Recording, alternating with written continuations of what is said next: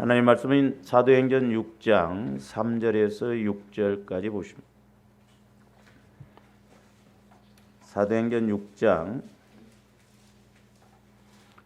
3절에서 6절 같이 읽습니다. 시작. 형제들아, 너희 가운데에서 성령과 지혜가 충만하여 칭찬받는 사람 7을 택하라. 우리가 이 일을 그들에게 맡기고 우리는 오로지 기도하는 일과 말씀 사역에 힘쓰리라 하니, 온 무리가 이 말을 기뻐하여 믿음과 성령이 충만한 사람 스데반과 또 빌립과 브로고노와 니가노르와 디몬과 바메나와 유대교에 입교했던 안디옥 사람 니골라를 택하여 사도들 앞에 세우니 사도들이 기도하고 그들에게 안수하니라. 아멘.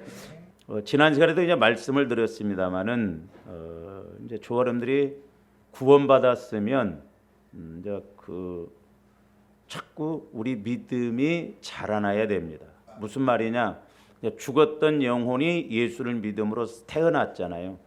태어났으면 자라나야 돼요. 자라나. 문제는 뭐냐면 조아름들 믿음이 안 자라난다는 것이 문제죠. 그래서 이제 우리가 자라날 수 있는 그 원리를 자꾸 이제 잘 알고 나가야 됩니다. 그래서 이제 우리가 네 번째 우리가 이제 말씀을 상고하고 있는데, 그 이제 우리가 믿음 충만. 그래서 조아름들이 늘 이제 믿음을 키우는데 앞장서야 될 줄로 믿습니다. 그래서 믿음이 있으면 어떤 문제든지 문제될 것이 없고, 믿음이 있으면 우리 앞에 여리고성의 문제, 홍해바다와 같은 문제가 있다 할지라도 그게 문제될 것이 없거든요. 이거는 문제가 아니라 내가 믿음이 약함이 문제다, 믿음이 없음이 문제다라고 하는 것을 알고 조아름들 이제 평상시에 자꾸 믿음을 키워야 되겠는데, 왜 이제 우리가 믿음이 안 자라나느냐? 지난번에 제가 이제 그림을 이렇게 세 가지 보여준 거 있는데, 그 그림을 한번 다시 봅니다.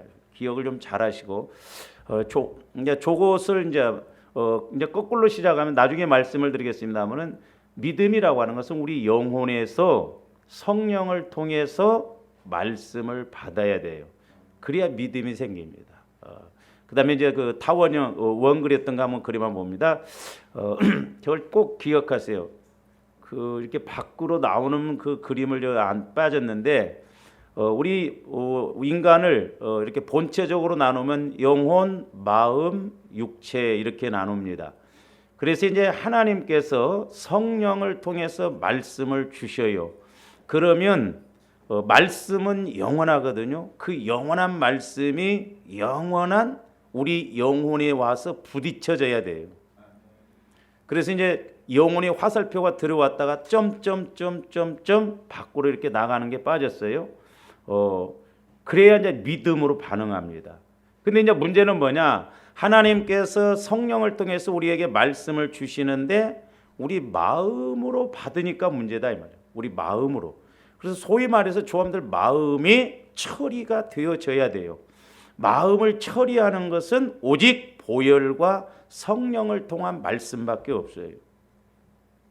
그래서 이제 조아름들 보혈을 자꾸 마시고 바르고 적용해서 아직도 우리 마음이 굳어져 있거든요. 하나님을 아는 것을 대적하여서 이렇게 굳어져 있는 마음인데, 그 마음이 무너지고 마음이 이렇게 거룩해져야 되거든요. 그래서 이제 우리 마음의 상처, 쓴뿌리, 죄성, 이것이 주님 마음으로 바꾸어져야 내 영혼이 주님 마음 안에서는 마음껏 움직이면서 이제 하나님께서 성령을 통해서 주신 말씀을 내 영혼이 비로소 이제 깨닫고 믿게 되는 거거든요. 그래서 여러분들이 그 영혼에서 이제 나가면서 화살표를 밖으로 하나 쭉 이렇게 그어서 점점점해서 거기다가 그냥 믿음 그렇게 쓰셔요. 믿음.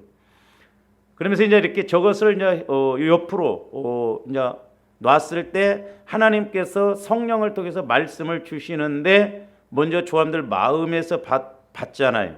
그러면 내 마음이 영혼하고 많이 합쳐져 있느냐? 다시 말씀드리면 내 마음이 그만큼 성화되어져서 그리스도의 마음으로 많이 합쳐졌으면 말씀이 빨리빨리 잘 깨달아지고, 아니면 내 육신, 육의 마음이 육체와 함께 많이 접쳐져 있으면 성령께서 말씀을 주셔도 육신적으로 생각해 버리거든요.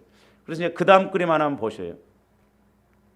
아까 저기 이제 여기는 나왔네요. 이렇게 하나님께서 성령을 통해서 말씀을 주시는데 영혼으로 받으면 이제 아까 내 생각, 내 판단이 아니고 믿음으로 나온다 이 말이에요. 믿음. 그러니까 하나님 수준으로 나와요. 근데 내 마음으로 받으면 제가 여러분들 그렇게 기도를 해줘 보고 또 많은 사람들 기도를 해줘 보도 느끼는 게 뭐냐면 변화가 안 일어난다는 거예요. 그 왜 그래요? 말씀을 내 마음으로 받으니까는. 내 마음 갖고는 믿음이 안 자라나요. 깨달아질 수가 없어요. 제가 볼 때는 기가 막힌 말씀이고 확실한 말씀인데 그냥 그런가 하고 끝나버린다 이 말이죠. 그러니까 내 마음이 문제예요. 그래서 내 마음을 자꾸 보혈과 성령의 검을 통해서 새 마음, 예수님의 마음으로 바꿔야 이제 새 영인 성령을 통해서 새 술은 새 푸대에 말씀이 내 안에서 자꾸 깨달아진다 이 말이에요. 그러므로 조함들 마음 안에서 적어도 말씀이 깨달아지는 수준이 돼야 되지 전혀 그것이 없다면 내가 구원받았는가 한번 점검해 봐야 되고 그 구원받았더라도 병들었는가 점검해 봐야 된다 이 말이죠. 그래서 믿음이라고 하는 것은 어떤 내 상식, 내 수준으로 생각하는 것이 아니라 하나님 수준으로, 즉 하나님의 시각, 하나님의 수준으로 보는 것이 믿음이에요. 앞에 그림으로 다시 가서 봅니다. 아까 제가 화살표를 하나 더 넣으라고 그랬죠.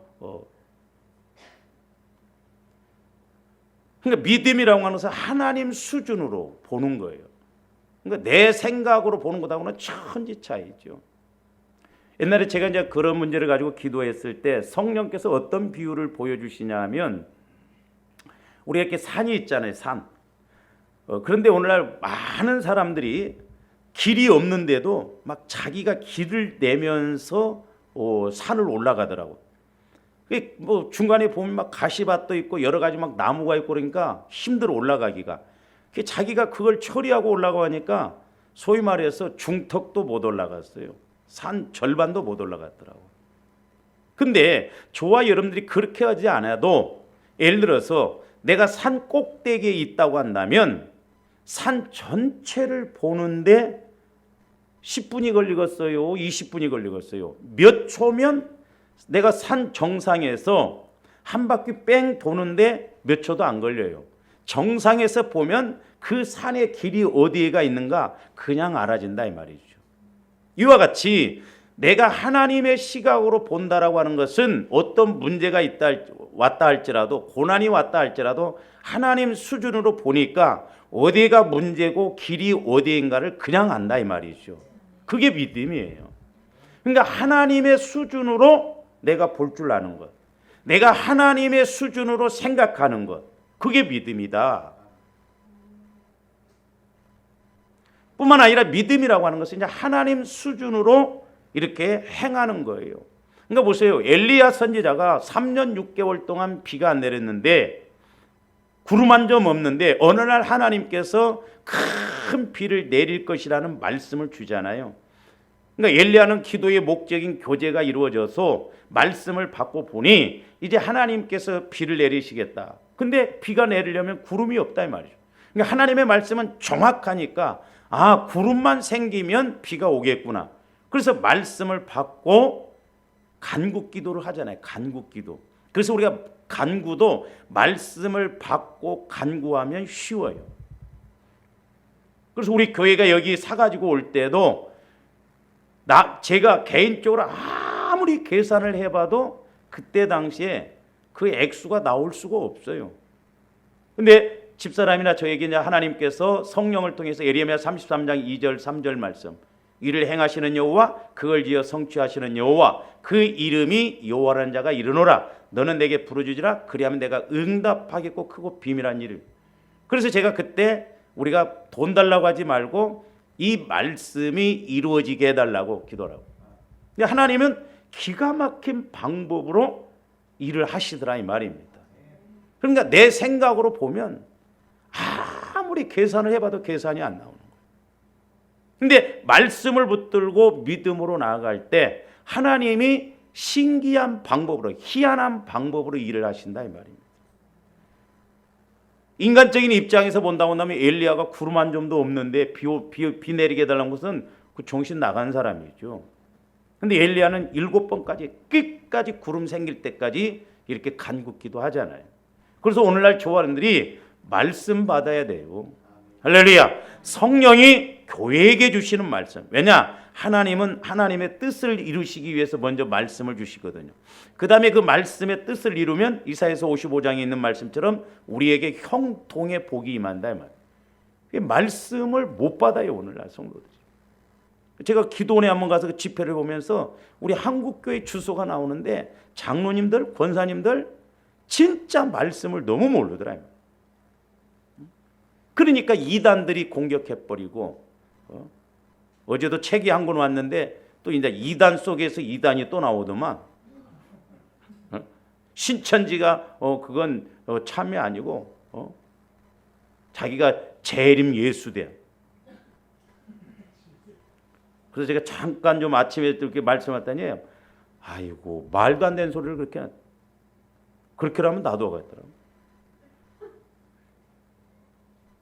뭐 말죽거리가 어찌고 뭐 그러니까 조함들이 성령을 통해서 교회에게 주시는 말씀을 받고 또 나에게 주시는 말씀을 통해서 이제 우리가 그것을 말씀이 와지면 믿음으로 우리가 받아들이고 순종할 때 하나님이 일하십니다. 그러니까 하나님은 우리가 믿음으로 순종할 때 일하시지 그냥 일 안 하셔요. 기도만 한다고 해서 응답 주시는 게 아닙니다. 그래서 좋아하는데 평상시에 자꾸 믿음 키워야 돼요. 그래서 믿음이 없이는 하나님을 기쁘시게 할 수가 없다고 그랬어요. 하나님께 나아가는 자는 반드시 그가 계신 것과, 그러니까 저와 여러분들이 내가 기도하면 하나님이 응답 주실 것을 확실하게 믿고 간구하냐고. 많은 사람들이 관계가 안 이루어지면요 우리는 응답 못 받을 것을 확실히 믿고 간구합니다. 그러니까 문제를 갖고 기도해도 응답 올 거라는 기대감이 없이 그냥 하나님이 해주시면 다행이고 안 해주시면 어쩔 수 없지, 그런 식이 아니다 이 말이에요. 믿음은 너무나 확실한 거예요.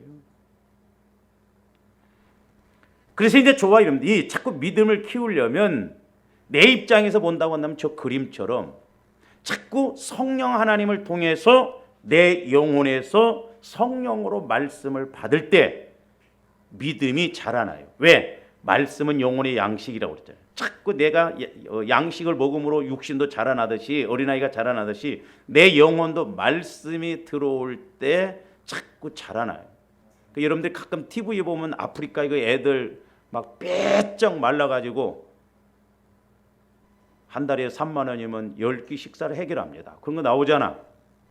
우리 영혼이 그렇게 삐쩍 말라 있어가지고 아무리 무슨 말씀을 줘도 그걸 받아들이지를 못하는 거예요. 우리 영혼이 강건해야 돼. 그러려면 저와님들 영혼에서 말씀을 자꾸 먹어야 돼요. 그래서 이제 영혼에서 말씀을 받으려면 저기 있는 것처럼 성령을 통해서 말씀을 자꾸. 그래서 저와 여러분들이 성령 하나님 내게 지혜의 말씀, 지식의 말씀을 주세요. 계속 그렇게 해서 여러분 영혼이 살아있으면요 계속 그렇게 기도하고 있어요. 영분별도 와지고요, 분별력도 와지고 깨달아짐이 와진다. 그래서 이렇게 영혼을 통해서 말씀을, 성령을 통해서 그냥 말씀이 영혼에서 알아질 때, 깨달아질 때, 들려질 때 내 영혼이 자꾸 자라나는 겁니다. 그래서 하나님의 수준의 믿음이 생겨요. 내 수준이 아니라, 내 생각이 아니라, 내 환경적으로 보는 것이 아니라 하나님 수준으로, 하나님 사이즈로 생각하고 보게 된다 이 말입니다. 그래서 저와 여러분들이 믿음이 생긴다라고 하는 것은 영혼의 힘이 자꾸 생겨나는 거예요. 그래서 여러분들의 영혼을 통해서 말씀을 받아보세요. 영혼에서 힘을 얻습니다. 힘이 생겨요. 그게 믿음이에요. 그래서 내 입장에서 본다고 한다면 영혼의 힘이 믿음이다라는 거죠. 내 입장에서 보면. 내 영혼은 육신적으로 움직이지 않잖아요. 하나님의 말씀대로 움직이는 거예요. 그러니까 하나님 입장에서 보면 하나님의 수준이 믿음이지만 내 입장에서 보면 영혼의 힘이, 말씀을 통해서 깨닫고 듣고 아는 그 영혼의 힘이 믿음이다라고 하는 것입니다. 그래서 우리 예수님도 요한복음 6장 63절에 뭐라고 그랬느냐? 자, 한번 봅니다. 살리는 것은 영이니 그랬어요. 그러니까 저와 여러분들의 영혼이 살아나려면 자꾸 성령을 통해서 말씀을 받아야 돼요. 그러면서 육은 무익하니라 그랬어요. 근데 우리는 하나님의 말씀을 예배를 드리더라도 사람들이 전부 뭐요? 육신적으로 받을 뿐만 아니라 육의 문제만 해결하려고 한다 이 말이죠. 우리 영혼이 잘 되면 육신의 문제는 뭘 먹을까 마실까 입을까 걱정하지 말라고 그랬잖아요. 그 이방인들이 구하는 것이라고, 세상 사람들이 구하는 것이라고. 우리 영혼이 잘 되면 하나님이 다 알아서 주신다니까요. 할렐루야. 안 구해도 우리의 모든 필요를 다 아신다고 그랬잖아요. 그러면서 내가 너희에게 이른 말은 영이요 그랬어요. 영적인 것이다 이 말입니다. 영혼을 살리는 말씀이다 이 말입니다. 그럴 뿐만 아니라 그래서 영이 살아날 뿐만 아니라 그 생명 관계이기 때문에 영혼의 생명이 자꾸 자라나는 거예요. 그러니까 하나님께서 우리에게 주시는 말씀은, 성령을 통해서 우리에게 주시는 말씀은 먼저 우리 영이 살아나도록, 우리 영혼이 살아나도록 말씀을 주시는 것이다 이 말입니다. 근데 사람들이 어떤 게 생각해요? 육신의 생각을 딱 갖고 와서 육신적인 문제를 어떻게 해결해 볼까 그 생각부터 갖고 합니다. 그러니까 제게 예를 들어서 기도받으러 온 사람들이 그런 생각을 갖고 올 때 제일 안타깝고 답답해요. 성령은 영적인 문제가 먼저거든요. 그러니까 영적인 문제를 이야기하는데 자기가 영적인 문제를 체험을 해봤어야지. 그러니까 육신적으로 받으니까 영적인 문제가 뭔지도 모르고 그게 귀한 것이도 모르고 그걸부터 해결하려고 하지는 않는다 이 말이에요.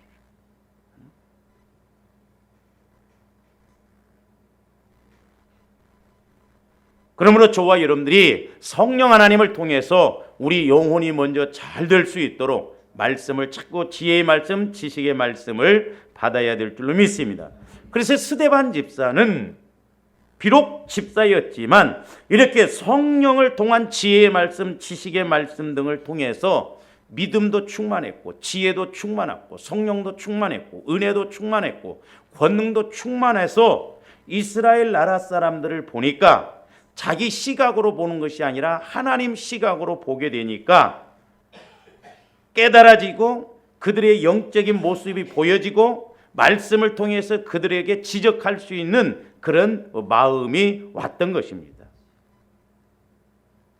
그러므로 오늘날도 마찬가지입니다마는 저와 여러분들이 성령 하나님을 통해서 말씀을 자꾸 조명받아야 돼요. 신학적인 용어로 조명. 이 66권은 성령의 감동으로 기록된 것이잖아요. 그렇기 때문에 이제는 성령 하나님을 통해서 이 말씀이 나에게 어떻게 말씀하시는가. 그냥 이 기록된 말씀이 내게 믿음으로 안아줘요.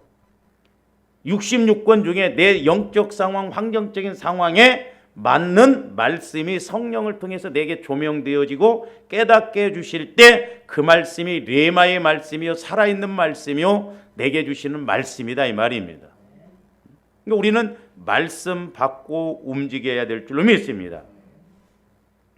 그런데 오늘 이제 저와 여러분들이 여기서 하나 잘 알고 좀 가셔야 할 것이 뭐냐면, 그러면 지금 이렇게 말씀을 주셨다고 그랬는데 귀신도 말씀을 가지고 이용하거든요. 예수님 시험할 때 귀신도 말씀을 가감해서 예수님을 공격했어요.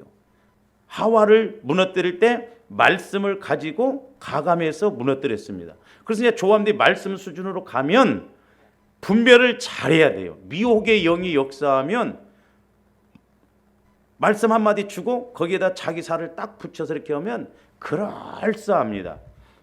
그래서 제가 이렇게 기도를 하면서 이 말씀을 이렇게 상고를 하면서 제게 이렇게 깨달아지는 게 있는데, 자, 우리가 보세요. 사도행전 6장 오늘 3절 한번 보세요. 형제들아 너희 가운데서 성령과 지혜가 충만하여. 그 보면 두 가지로 이야기해서 성령과 지혜가 충만하여. 그러니까 지혜라고 하는 것이 마귀가 주는 것일 수도 있고 사람이 그냥 자기 생각으로 할 수도 있어요. 근데 두 가지, 성령과 지혜. 그러니까 이 지혜는 누가 주신 것이다? 성령이. 확실하잖아요. 근데 5절도 보세요. 5절도 보시면 온 무리가 이 말을 기뻐하여 믿음과 성령이 충만함. 그러니까 스데반 집사가 믿음이 충만했는데 곧 뭘로 충만했다는 거요? 성령으로 충만했다 이 말입니다. 그러니까 조안들이 이렇게 두 가지로 깨달아지고 세 가지로 깨달아지고 그래서 상관없지만 이게 하나님으로부터 주신 것이 하나님께서 주신 것인가 하나님으로부터 와지는 것인가 그걸 알아야 돼요. 제가 그래서 말씀드리잖아요. 상담을 하다 보면 제일 많이 듣는 말이 목사님 나름대로 열심히 했습니다. 그러면 제가 수정해 주죠. 집사님 나름대로가 아니라 말씀대로 열심히 했어야죠. 나름대로 신앙은 그건 믿음 아니에요. 말씀대로 우리가 열심히 해야 돼요. 할렐루야. 그러면서 이제 8절도 보세요. 스데반이 은혜와 권능이 충만하여 그랬어요. 은혜와 권능. 이 은혜에 대해서는 이제 다음에 이렇게 설교하도록 하겠습니다만은 다른 성경에서는 믿음으로 이렇게 해석을 하기도 합니다. 그러니까 권능이 충만했는데 그 권능도 하나님의 믿음, 하나님이 주신 믿음, 하나님의 은혜로 충만했다 이 말이죠. 그러니까 조아림들이 막 기쁘고 좋고 막 얼굴이 막 화사하고 막 그럴 때 하나님이 내게 주신 말씀을 통해서 이렇게 막 기쁘고 그래야지. 돈 문제가 좀 해결되어지고 내가 좀 어려운 문제 해결되어지면 막 얼굴이 그때 좋아진 건 그 진짜 은혜 아니요. 그건 오래 못 갈 수가 있어요. 그 다음에 10절도 보세요. 스데반이 지혜와 성령으로 말함을 그랬어요. 여기서 보면 지혜와 성령. 그러니까 이 지혜는 어디에서 온 것이다? 성령을 통해서 오신 것이다. 성령을 통해서. 그래서 조아님들이 성령을 통한 지혜로 자꾸 말하고 나갈 때 하나님이 책임지시고 하나님이 일하신다라고 하는 것입니다. 할렐루야. 그래서 보면 거기에 꼭 성령이 들어가요. 성령. 왜? 지금은 성령의 시대요. 성령께서 역사하셔야지 성령께서 역사하시지 않으면 믿음이 자라날 수가 없습니다. 그래서 저와 여러분들이 성령을 우리가 잘 모시고 우리가 성령을 회방하거나 거역하면 안 되고 우리가 성령 충만해야 될 줄로 믿습니다. 그래서 이제 조함들이 성령 충만 받으려면 믿음 충만하려면 어떻게 해야 되냐? 첫째는 죄를 회개해야 된다고 그랬죠. 죄를 회개하고 자백해야 된다고 그랬죠. 근데 죄도 뭐 그 현상적인 것이 아니고 내 마음 본질적인 것, 본죄, 육신의 생각으로 살았던 것, 상처 쓴뿌리로 이렇게 내가 살아왔던 것, 예수 없이 내 생각, 육신의 생각으로 왔던 것, 성령의 인도를 못 받았던 것, 이런 내 마음의 본죄적인, 이걸 이제 자범죄 중에 본죄라고 하죠. 그러니까 내 마음이 성화가 이루어지지 못한, 주님 마음으로 이루어지지 못한 그런 부분에 대해서 자꾸 회개해야지. 보세요, 우리가 많은 사람들이 회개한다고 하는데 막 대판 싸우고 나서 하나님 또 한바탕 싸웠습니다. 다시는 안 싸우게. 네가 안 싸우면 돼. 로봇이요 우리가? 그러니까 싸우게 하는 여기 내 마음이 처리가 되어지면 됩니다. 보세요, 제가 말씀드렸잖아요. 도둑놈이니까 도둑질을 해요? 도둑질하니까 도둑놈이요? 네? 도둑놈이니까 도둑질한다니까. 가시나무니까 가시 열매를 맺고 사과나무니까 사과 열매를 맺죠. 그러면 저와 여러분들 이렇게 막 부부간에도 싸우고 막 이 형제간에도 싸우고 그런다는 건 뭐요? 싸우니까 싸우는 거요? 문제가 있어 싸우는 거요? 싸움꾼이니까 내 안에 싸움의 영이 역사하니까 자꾸 싸우게 되는 거다 이 말이죠. 그러니까 내 안에 이렇게 싸움의 영 그걸 먼저 물리쳐야 된다. 그런데 사람들이 그건 해결 안 합니다. 그리고 그냥 현상적인 것만 이렇게 하는데 그렇게 봐요. 백날 해봐도 아무리 사과가 썩어나가도 따낸다고 그래서 해결되는 게 또 썩은 것이 또 맺혀지는 거예요. 뿌리가 문제거든요. 뿌리. 본질적인 것이 문제다. 그래서 조아님들이 본질적인 자범죄, 영적 자범죄, 범죄 우리가 꼭 그걸 기억하시고 하나님 기억나게 해주시고 알게 해주세요. 내 마음의 상처, 쓴뿌리, 죄가 뭔가, 내가 육신적으로 왔던 거 이런 것을 철저하게 이렇게 회개를 하고, 그래서 이제 하나님께서는 때로 뭐 짐승으로 여러 가지 모습으로 보여주실 때 그것이 그럼 확실하게 뭡니까? 그러면 다 성령께서는 가르쳐 주세요. 너 예수 안 믿을 때, 아니면 예수를 믿었더라도 너 과거에 그때 그렇게 너 거짓말했지, 그런 것들이 자꾸 내 안에서 엮어져 있어서 문제를 일으키거든요. 그 다음에 이제 두 번째로는 성령 충만을 위하여서 기도해야 돼요. 죄를 회개하고, 순서가 그렇게 돼요. 그릇을 깨끗이 해야 그 다음에 와지잖아요. 하나님의 것이. 그러니까 죄, 내 마음의 문제를 먼저 해결하고, 그 다음에 하나님 이제 내 마음의 말씀으로 성령으로 충만하도록 은혜 주세요. 그게 성경에서 시키는 기도 순서예요. 그 다음에 이제 세 번째로는 이제 조함들이 성령과의 관계를 예민하게 하고 가야 되는데, 거기서도 보면 세 가지로 볼 수가 있는데, 하나는 성령을 근심시키지 말아야 됩니다. 성령을 근심시킬 때 언제 근심시키느냐?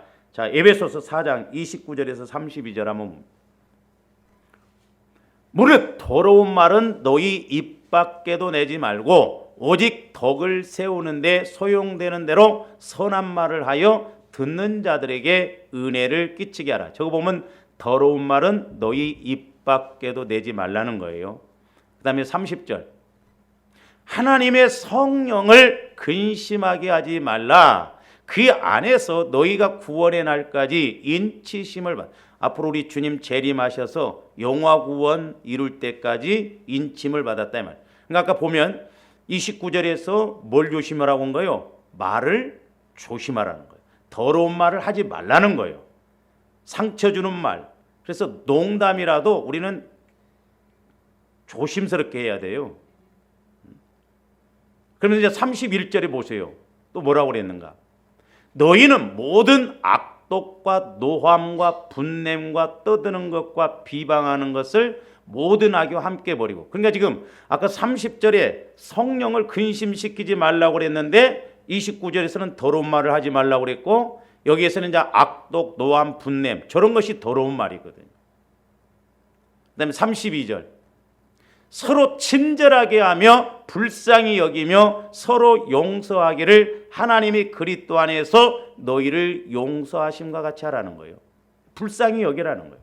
그러니까 우리는 기분 나쁘다고 해서 말을 막 함부로 해버리고 욕을 해버리고 막 저주해버리고, 그럴 때마다 성령을 근심시켜 드리는 거예요.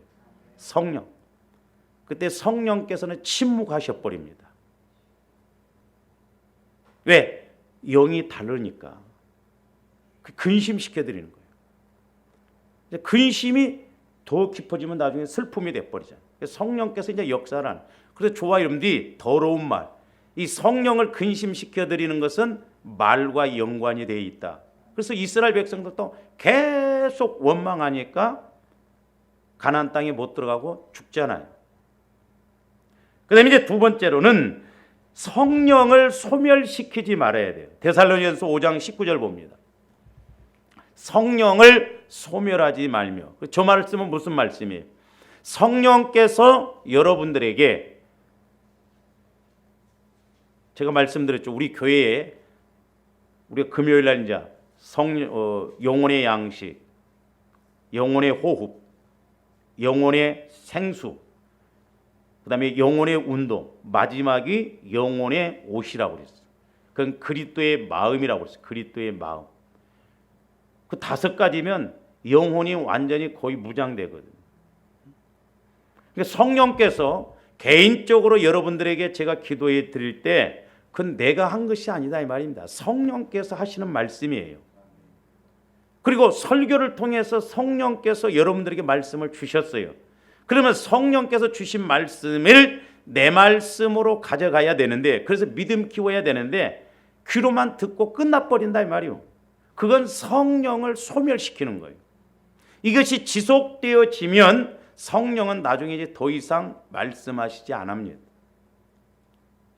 여러분들이 어떻게 생각하실지 모르지만 만약에 성령께서 우리 교회에게 저에게 말씀을 더 이상 안 주신다고 한다면 저도 비극이고 여러분들도 비극이요. 저도 그 순간 그때부터 목회 그만둬야 할지도 모른다.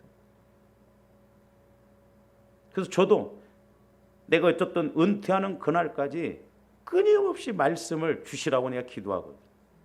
가장 비참한 사람이 누구냐?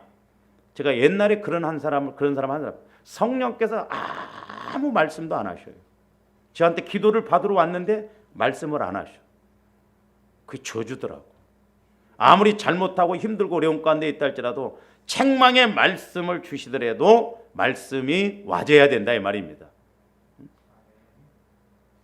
그래서 제가 그 전도사 시절 때 가르쳤던 그 청년이 이제 여자 전도사가 돼가지고 참 내 말을 안 듣고 그냥 그러다가 그냥 정신적으로 약간 해갖고 참 결혼도 불행하게 하고 오랜만에 얼마 전에 전화가 왔더라고. 20 몇 년 만에 다른 우리가 기도 모임에 했던 그분을 통해서 전화번호를 알았다고 하면서 지금 혼자 산다고. 참 착실하고 믿음 좋았었거든요. 저한테 뭐라고 하냐면 전도사님 그때도 그랬어요. 성령께서 어떤 말씀을 하시든지 책망의 말씀이 되시든지 어떤 말씀이 되셨든지 전도사님에게 말씀이 와지면 저한테 말씀하세요 그랬어요. 우리는 귀에 그냥 좋은 소리만 들으려고 그러잖아요. 그게 좋은 것 같지만 비극입니다. 분명히 성경에서는 교훈과 책망의 말씀을 같이 받아야 돼요. 디모데후서 3장 15절부터 보면 나오잖아요. 그래서 성령께서 내게 주신 말씀을 여러분들이 자꾸 무시해버리면 그건 성령을 소멸시키는 거예요. 나중에는 이제 성령은 말씀 안 하십니다. 성령도 인격자이셔요. 여러분들도 몇 번만 말 안 들어보세요. 저도 개인적으로 여러분들한테 한 3번 정도 말해가지고 더 이상 안 들으면 저도 말 안 해요. 왜? 말을 안 듣는데 뭐하러 거기다 자꾸 이야기를 해요? 그렇잖아요. 영적인 것도 마찬가지예요. 그 다음에 이제 3번째로 중요한 게 뭐냐면 성령을 회방하거나 거역하지 말아야 돼요. 그러니까 조합원들이 꼭 기억하셔야 할 것, 성령과의 관계. 첫째는 성령을 근심시키지 말라. 두 번째로는 성령을 소멸하지 말라. 세 번째로는 성령을 거역하거나 회방하지 말라는 거예요. 자, 마태복음 12장 31절에서 32절. 그러므로 내가 너희에게 이르노니 사람에 대한 모든 죄와 모독은 사하심을 얻대. 그러니까 사람에 대해서 막 욕을 하고 저주를 해도 회개하면 용서받아요. 그러나 성령을 모독하는 것은 사하심을 얻지 못한다는 거예요. 자꾸 우리 목사님들도 인간적으로 어떻게 보면 뭐 그런다고 해서 뭐 사하심 그런 의미가 아니다 이렇게 두리뭉실하게 해석하는데 아니에요. 성령을 모독하면 그 모독한 것에 대한 심판이 분명히 주어집니다. 우리 그거 알아야 돼요. 그 축복 못 받아요. 그만큼 저주가 따릅니다. 조합원들이 성령에 대해서 그래서 예민해야 된다는 거예요.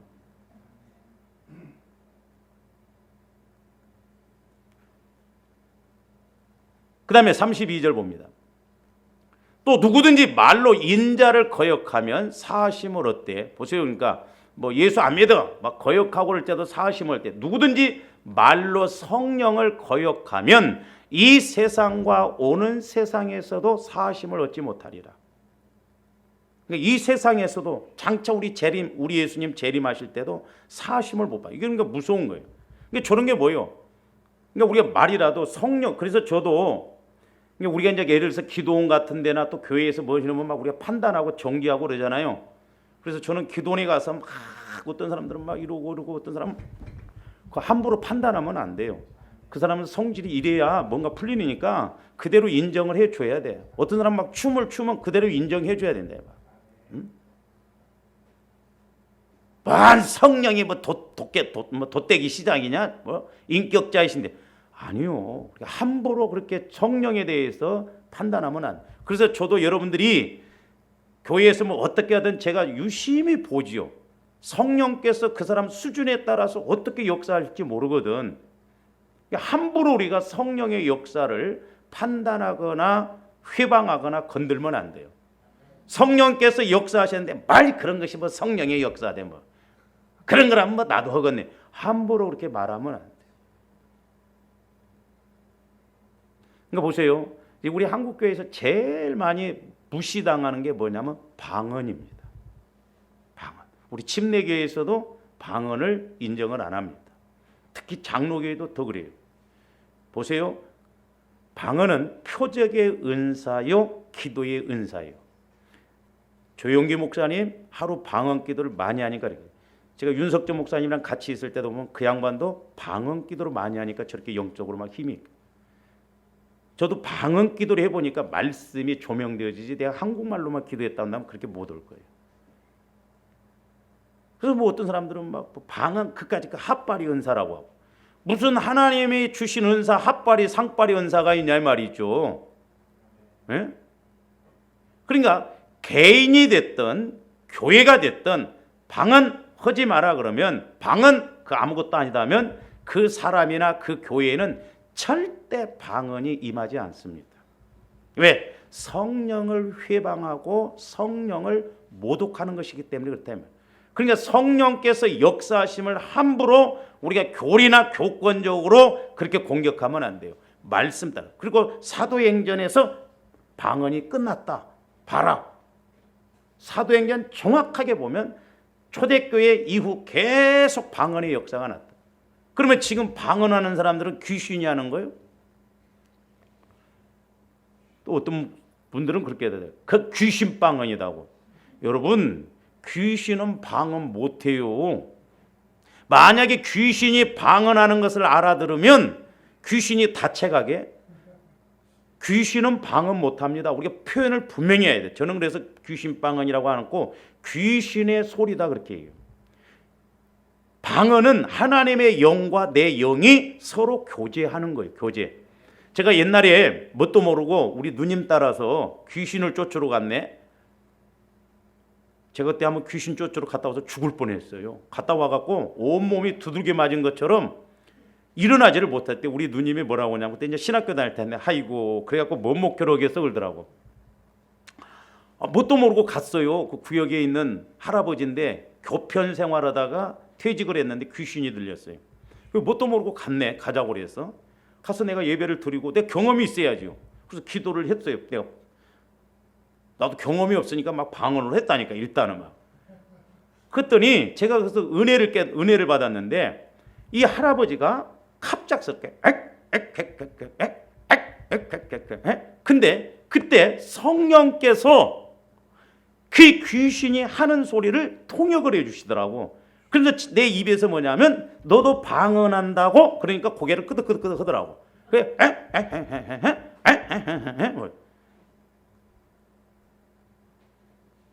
그러면서 내가 이제 너 언제 들어왔냐니까 진즉 20년 전에 들어왔다.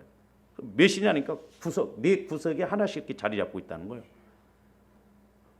내가 뭐 그 사람하고 싸웠을까 어쩌을까 가서 나는 기도만 해주고 왔는데 그날 자고 아침에 일어났는데 온 몸이 두들겨 맞은 것처럼 못 일어나겠더라고요. 그래서 영적 싸움이 힘들다는 거. 그래서 여러분들이 영적 싸움에 기도를 해보면요 차라리 이러고 말지 기도 못합니다. 사람들은 이용규 목사가 입만 벌리면 기도가 나. 아니에요. 어떤 때는 여러분들이 1000,000원 준다고 해도 기도해 주기 싫어요. 내가 옛날에 한번 또 기도해 주고 와서 뻗어버린 적이 있어요. 뻗어버린. 얼마나 영적 싸움이 힘들면. 귀신 들린 사람 내가 그 뒤로도 몇 번 가봤는데 내가 똥물이 넘어올 때까지 그렇게 해보건데 영적 싸움이 어마어마합니다. 그래서 돈 받고 기도해 주는 사람 내가 한편은 이해를 해요. 그만큼 힘드니까 돈이라도 받아야지. 근데 나는 하나님께서 처음부터 절대 불법을 행하지 말라는 거예요. 그저 받았으니 그저 주라는 거예요. 근데 좀 돈이라도 주려면 한 몇 천만 원 줘야 뭐 받았다 소리는 마찬가지 아니요. 꼭 점쟁이한테 가서 노잣돈 놓고 하는 것처럼 3만 원, 5만 원. 그 3만 원 받아갖고 도둑놈 소리 들으면서 복 못 받으면 어떡해? 그래서 내가 그런 거 싹 전부 강대상으로 올려버려. 하나님 앞에. 안 받아. 주려면 좀 많이 주든가. 살림의 보탬이 되도록. 그렇잖아요. 도둑놈 소리 듣기는 마찬가지잖아요. 1,000원을 갖고 가든 100만 원을 갖고 가든 도둑놈은 마찬가지죠. 절대 불법 행하지 말라는 거죠. 그럼 내가 이제 그렇죠. 그럼 성도들의 불법은 뭐니까? 가정재단 차려놓고 기도해주고 이런 사람들. 교회에서 은사도 잘 활용을 해서 교회 세워야지. 그런 사람들이 남한강 주변에 많아요. 특히 여자 목사님들. 여자 목사님들은 막 말씀이고 뭐고 없으면 기도 하나만 하거든.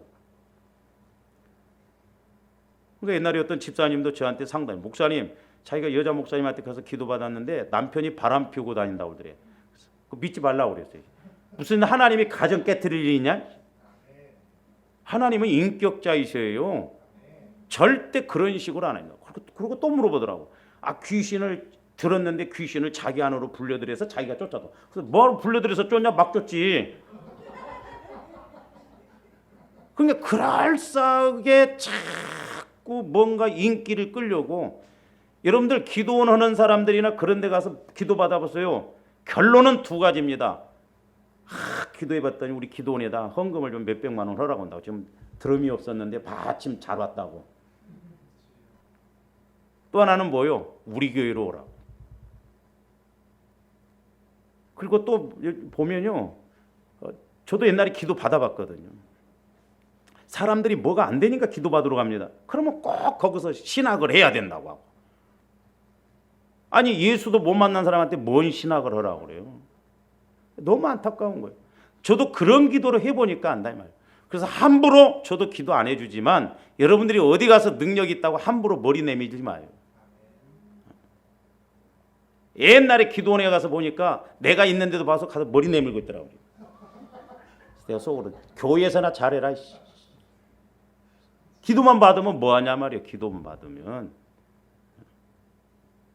담임 목사가 기도해 준 것도 안 믿는데.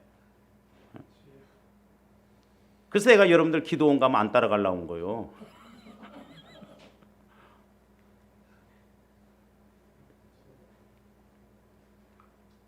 그러니까 우리가 함부로 성령의 역사에 대해서 무시하면 안 돼요. 그리고 성령의 은사도 무시하면 안 됩니다. 그러니까 보세요. 성령의 은사 이런 것을 무시해버리니까 우리 한국교회에 차 띄고 포 띄고 다 떼버리고 지금 뭐 능력이 뭐 있어요 지금. 우리 목사님들이 능력이 있습니까? 성도들이 능력이 있습니까? 그러니까 좀 센 성도가 오면 목사님을 좌지우지하고 보니까 우리 목사님도 내가 참 어떤 데 보면 불쌍해요. 끌려다닙니다. 성도들한테. 응? 헌금이나 많이 하고 그러면 거기에 끌려다녀. 저는 주장이 그거예요. 목사님 능력 받고 성경 말씀 그대로 은사도 다 받아서 성도가 목사님 말에 꿀을 들어. 나도 그래서 여러분들이 뻣뻣하면 꿀을 때까지 기도해버린다. 더 세게 기도해버리면 나가버리더라고.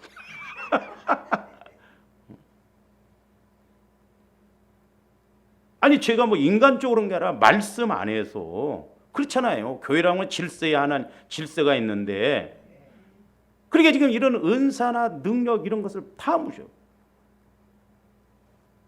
저 우리 교회도 지금 굉장히 조심스러워요. 저도 만약에 이제 다른 목사님들 보면 나보고 틀림없이 신사도 운동 온다고 할 거예요. 뻔해요. 그러니까 우리 한국에 좀 교회가 크면 이단 돼버려. 성령의 역사가 아니고는 할 수가 없거든요. 성령의 역사 나타남을 보고 성령의 인도를 못 받는 사람들이 이단해 버린다 이 말이에요. 그래서 여러분 성경에도 보면 은사 다 있어요. 예언의 은사 정확하게 성경적으로 보면요. 예언의 은사만큼 좋은 게 없습니다. 왜? 자기 영혼을 성장시키고 영혼을 이렇게 하나님 앞에 밥으로 갈 수 있기 때문에. 그래서 우리가 말씀대로 이렇게 가자 이 말이에요. 그 의미를 잘 깨닫고. 지금 우리 한국교회 보면 큰 교회들이 팡팡 다 무너집니다. 대치동에 있는 그 큰 교회도 보면 뭐 장로님이 뭐 재정부장이 뭐 수백억을 뭐 그렇게 해가지고 그 갖고 막 서로 이제 불려갖고 막 바리케이드처럼 그게 교회냐고. 천호동의 큰 교회는 그 재정부장님이 목사님하고 친구인데 수십 년 동안 그렇게 하다가 이제 은퇴 울면서 넘겨주려는 게 그게 그러니까 아파트에서 뛰어내려서 자살해 죽고. 잘 보세요. 가론 유다나 다를 바가 뭐 있어요? 그러니까 마귀가 큰 교회가 됐든 작은 교회가 됐든 말세의 지말에는 이 물질을 갖고 흔들어야 된다 이 말이에요. 그리고 교회가 크고 그러면 뭐하러 저금을 많이 해놔? 큰 교회는 좀 이렇게 막 그 교회는 막 전국에 땅을 많이 사놨대. 우리 지방의 목사님이 땅을 팔려고 갔더니 아주 뭐 불이 반짝반짝반짝 드는데 전국에 다 이렇게 하면서 그 장로님들이 법조인 출신도 갖고 자기가 갔더니 좀 막 이렇게 은근히 막 그러는데 자기가 막 꼿꼿이 하고 막 그랬더니 아이고 침례교 목사님들은 대단하다고 그러더래. 그래서 왜 대단하냐고 했더니 당신 같은 사람하고 우리 옆에 교회 하나 침례교 있는데 안 무너지고 지금까지 있다고. 수백 개가 교회가 문을 닫아버렸거든요. 그러니까 보세요.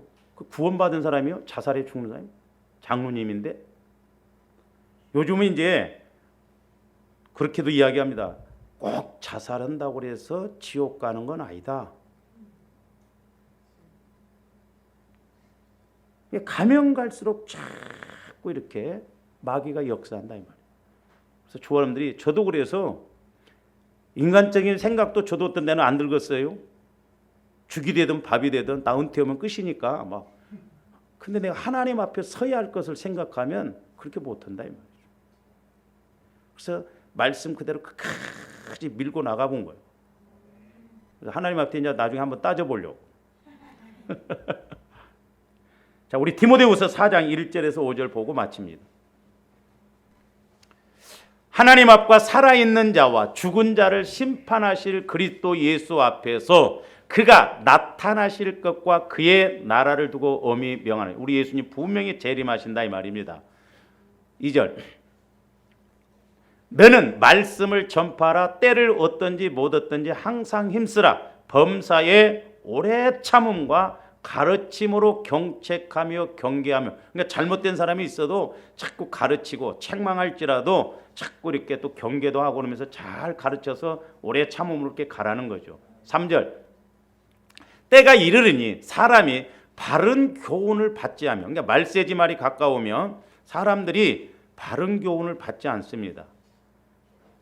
자꾸 말씀을 주고 그러면 아이고 서울 중교회는 딱딱하네 그럽니다.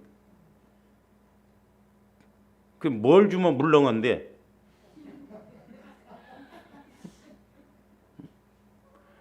교훈을 받지 않는다 이 말이에요. 그 귀가 가려워서 이렇게 가리워져 가지고 자기 욕심, 자기 입맛에 맞는, 그래서 말세지 말에는 성령을 통한 교회도 부흥되지만 인본주의로 하는 교회도 부흥이 그렇게 잘 되는. 근데 어떻게 보면 인본주의 교회가요 훨씬 사람들이 더 많습니다. 왜? 쉽게 알아듣고 쉽거든요. 부담 없거든요. 그래서 사욕을 따를 스승을 많이 두고. 4절. 또 그 귀를 진리에서 돌이켜 허탄한 이야기를 따르리라 그랬어요. 진리에서 돌이켜서 허탄한 것. 그러나 너는 이 모든 일에 신중하여 고난을 받으며. 그러니까 조합님 말씀대로 가면 좀 힘들고 고난스러워요. 고난은 그래서 선택이 아니에요. 필수 과목입니다. 그러니까 오늘날 너무 사람들이 쉽게 예수 믿으려고 하고 편의주의 신앙생활을 하려다 보니까 문제다. 그러면서 전도자의 일을 하며 내 직무를 다하라. 사도 바울이 아들과 같은 디모데에게 부탁하는 거예요. 말세지 말에는 어떻게 될 것인가. 그러나 네가 거기에 연연하지 말고 고난받는다 할지라도 그 직무를 다하라. 분명히 예수님이 재림하실 때는 그 심판이 이루어지고 분별이 되어지리라. 그러므로 조화 여러분들이 자꾸 믿음을 키워서 우리가 믿음으로 이 어려운 세상을 이기고 하나님께 잘했다 칭찬 듣는 조화님들 되시기를 주님의 이름으로 축원을 드립니다. 기도하십시오. 사랑의 주님 감사를 드립니다. 우리 주님이 이 땅에 재림하실 때도 믿음 있는 자를 찾아보시겠냐고 하셨는데 영적 흐름이 말세지말이 가까울수록 믿음이 있다 해도 아버지 하나님 믿음을 까먹기 쉽고 믿음으로 행하지 아니함을 말씀하셨는데 저희들 날마다 두렵고 떨림으로 구원을 이뤄나가고 믿음을 성장시키게 하여 주시옵소서. 감사를 드리오며 예수 그리스도 이름으로 기도하옵나이다.